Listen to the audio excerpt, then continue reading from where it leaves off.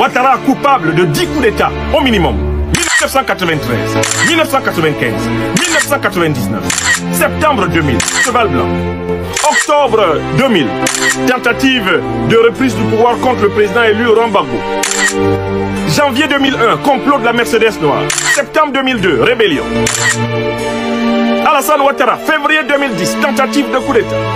Alassane Draman Ouattara, décembre 2010, guerre post-électorale, 3000 morts. Ouattara Draman, coupable d'un coup d'État retentissant en 2020, violation de l'article 55 et de l'article 183 de la Constitution ivoirienne. Troisième mandat anticonstitutionnel, autoproclamation de présidence à vie.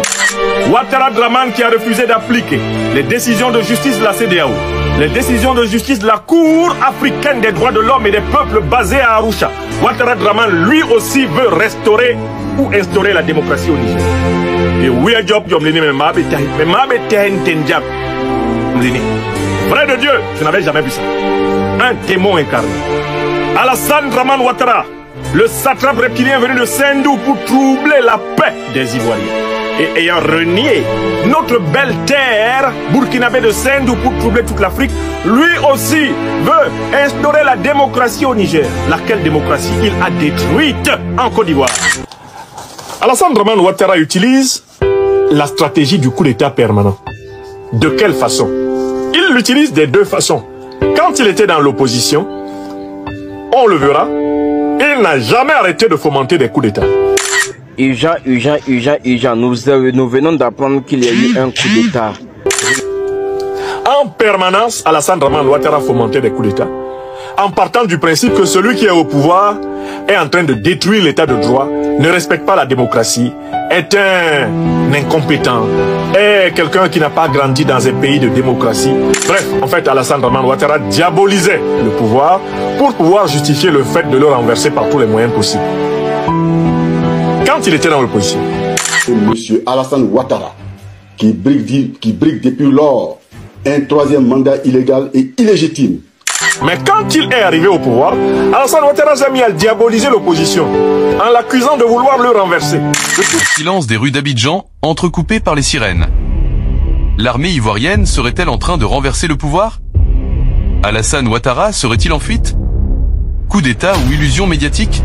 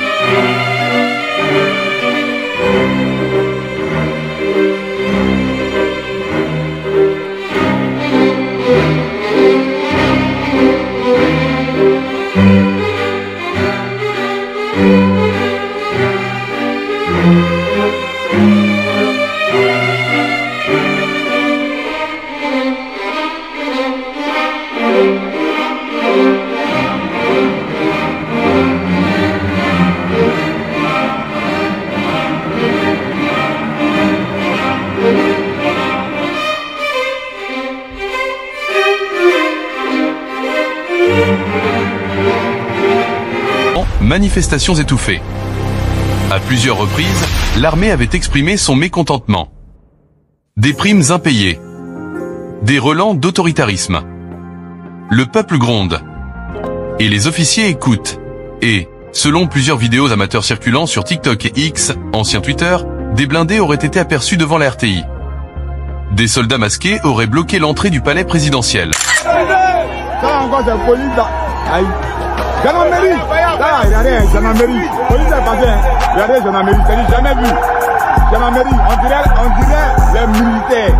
Ça a été brève. Un communiqué, lu à la télévision nationale. Nous, Forces armées de Côte d'Ivoire, annonçons la dissolution du gouvernement. Mais, aucune preuve confirmée par les agences officielles. La présidence dément. Alors, que croire? Pourquoi maintenant? Et pourquoi l'armée? Et fatigue politique de la population, élections controversées, enjeux économiques, clan militaire frustré, pression extérieure? À l'étranger, la nouvelle fait l'effet d'une bombe. Et l'ONU appelle au calme. L'Union africaine condamne toute prise de pouvoir non constitutionnelle. La France appelle à des élections rapides. Les marchés financiers s'affolent. Impact sur la population. Les rues sont désertes. Les supermarchés vides. Les banques fermées. Peur, incertitude, colère. On ne sait pas quoi croire. Un jour on nous dit que Ouattara est au pouvoir, le lendemain c'est l'armée qui commande. Des vidéos montées, des deepfakes, des voix synthétiques. Et aujourd'hui, la guerre se joue aussi dans le numérique. Des milliers de comptes diffusent des infos non vérifiées. Le chaos numérique précède le chaos politique. Et si ce coup d'État n'était qu'une opération de manipulation? Une tentative de diversion? Une guerre de clans au sein même du pouvoir?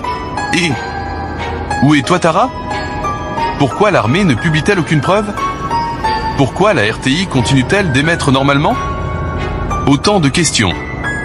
Et peu de réponses. Et après le Mali, la Guinée, le Burkina Faso, le Niger. La Côte d'Ivoire est-elle la prochaine victime de la vague de coups d'État en Afrique de l'Ouest? Coup d'État ou coup de bluff? Une chose est sûre, la démocratie ivoirienne est à la croisée des chemins. Et vous, qu'en pensez-vous? Est-ce une vraie rébellion? Ou un coup monté? Dites-le en commentaire. Et si cette vidéo vous a aidé à mieux comprendre ce qui se passe en Côte d'Ivoire, abonnez-vous maintenant, laissez un gros like, commentez avec votre avis et surtout, partagez cette vidéo autour de vous pour que la vérité éclate au grand jour. Ensemble, faisons de l'information un outil de vérité et non d'illusion.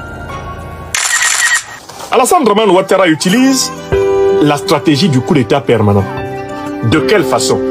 Il l'utilise des deux façons. Quand il était dans l'opposition, on le verra, il n'a jamais arrêté de fomenter des coups d'État. En permanence, Alassane Dramane Ouattara fomentait des coups d'État. En partant du principe que celui qui est au pouvoir est en train de détruire l'état de droit, ne respecte pas la démocratie, est un incompétent, est quelqu'un qui n'a pas grandi dans un pays de démocratie. Bref, en fait, Alassane Dramane Ouattara diabolisait le pouvoir pour pouvoir justifier le fait de le renverser par tous les moyens possibles. Quand il était dans l'opposition. Mais quand il est arrivé au pouvoir, Alassane Ouattara s'est mis à diaboliser l'opposition en l'accusant de vouloir le renverser de toutes les manières possibles. Et à travers cette accusation, il s'est donné les moyens de brimer, de massacrer, de tuer, d'emprisonner, de pourchasser. Il s'est donné les moyens de ruser et de mentir en permanence. Donc en fait, Alassane Dramane Ouattara est un champion dans l'usage de cette stratégie. Le coup d'État permanent. Est-ce que vous avez compris? Est-ce que la notion de coup d'État permanent est bien assise dans tous les esprits? J'ai montré que c'est une notion qui peut s'utiliser de deux façons. Quand on est dans l'opposition, on diabolise le pouvoir, ce qui permet de légitimer le fait de le renverser violemment. Mais quand on est au pouvoir, on diabolise l'opposition, ce qui permet de légitimer le fait de l'éliminer violemment. Dans les deux cas, il s'agit de l'instrumentalisation de la même notion. Alassane Ouattara est un as en la matière. Car quand il était dans l'opposition, il a utilisé la stratégie du coup d'État permanent. Il a sans cesse cherché à renverser ceux qui étaient au pouvoir, quand il était opposant. Et quand il est devenu président, à l'issue de toutes ces stratégies de coup d'État, Alassane Dramane Ouattara s'est mis à utiliser la même stratégie de coup d'État, mais contre l'opposition et le peuple. C'est-à-dire qu'il s'est mis, chaque fois que c'est nécessaire, à inventer des coups d'État pour continuer à bénéficier de ces coups d'État. Donc Alassane Ouattara est un putschiste ontologique. Il fait en permanence des coups d'État. Ici, la notion de permanence signifie que l'homme ne change pas sa manière inimitable de s'asseoir. L'homme Ouattara Dramane. Opposant, il est constamment en train de faire des coups d'État. Président, il continue à faire des coups d'État. Il fait des coups d'État à l'endroit, il fait des coups d'État à l'envers. Alassane Dramane Ouattara. Le putschiste à l'endroit et à l'envers. Le putschiste permanent, c'est de lui que je vous parle. Et il fallait que vous maîtrisiez cette notion et que vous compreniez les nuances dans lesquelles elle a été employée. Mitterrand, par exemple, l'a utilisé quand il était dans l'opposition. contre De Gaulle, pour accuser De Gaulle. Au point que De Gaulle a dû dire, mais je vais quand même pas devenir dictateur à 70 ans passés. C'est trop tard. Hein? De Gaulle s'est défendu de façon assez remarquable contre cette accusation. Même si, en 69, il devait quitter le pouvoir, mais de façon régulière. Mais avec Alassane Dramane Ouattara, on a quelqu'un qui a utilisé la notion quand il était opposant et qui l'utilise en tant qu'exerçant le pouvoir.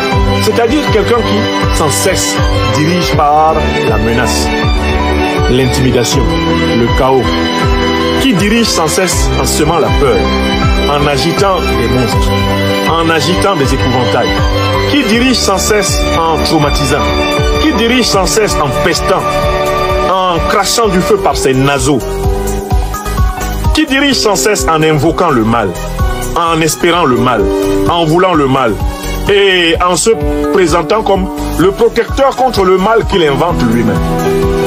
Et cela est typiquement, ce double usage du coup d'État est typiquement la méthode du diable dans la théologie juive, dans la théologie chrétienne et dans la théologie musulmane. Le diable, qu'on appelle Satan, Shaitan,